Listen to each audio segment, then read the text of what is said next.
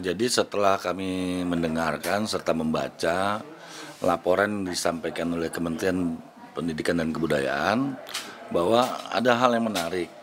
Apabila di penjumlahan antara guru PNS dan guru non-PNS itu rasio untuk SD, SMA, SMA, dan SMK itu ternyata kita jauh lebih baik daripada negara-negara maju seperti Jepang dan Korea.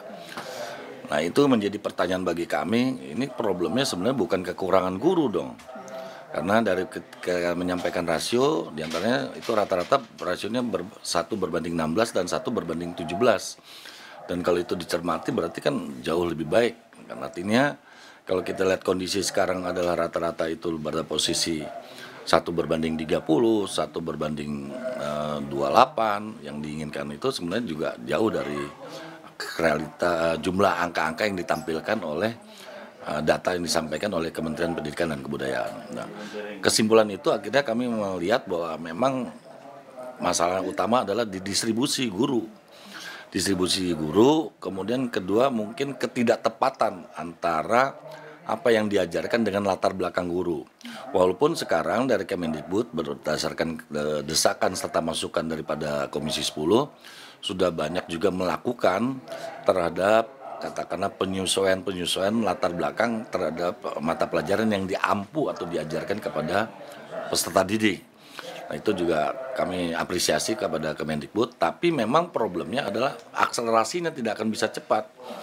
Nah, oleh karena itu kami juga tadi terkait juga dengan data sertifikasi masih juga ratusan ribu guru yang belum tersertifikasi, juga guru yang belum ternyata masih ada tersisa 28.000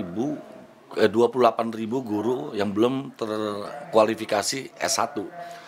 Dari masalah-masalah seperti tersebut ada 2 hal juga kami sarankan. Yang pertama mengenai kerjasama dengan Dikti, Kementerian Ristek Dikti, yaitu dengan RPL, program rekognisi pengalaman lampau.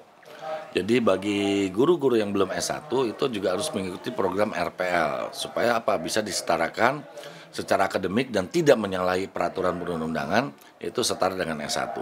Langkah kedua adalah mengenai sertifikasi.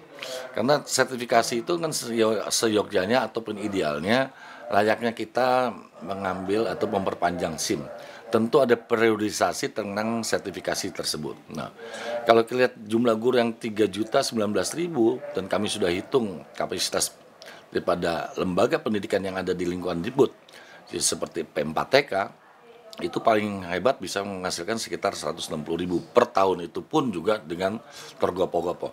Maka dari itu kaitan dengan sertifikasi kami mengusulkan supaya Dikbud menunjuk juga atau membuat atau juga mempersiapkan lembaga-lembaga swasta yang tentunya di-endorse, dan ketika melakukan sertifikasi juga dilakukan pendampingan. Karena apa? Kalau dilihat juga sertifikasi ada uji kompetensi di situ terkait. Ternyata masih ada 2 uji kompetensi yang belum terlakukan oleh perintah undang-undang, yaitu uji kompetensi sosial dan uji kompetensi yang berkaitan dengan kepribadian. Nah, itulah seyogyanya itu juga menjadi tugas daripada pemerintah daerah dan juga organisasi profesi.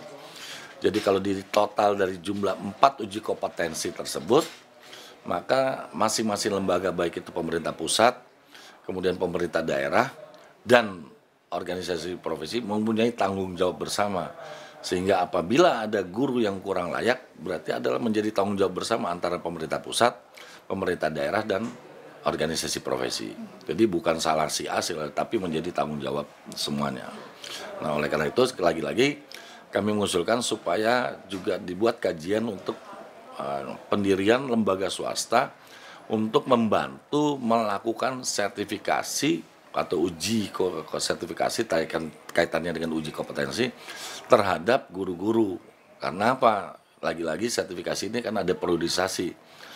Ada entah mau dibuat 5 tahunan atau 4 tahunan, tapi memang harus dilakukan uji kompetensi untuk periode-periode tertentu. Itu yang kami sampaikan ketika di panja tersebut.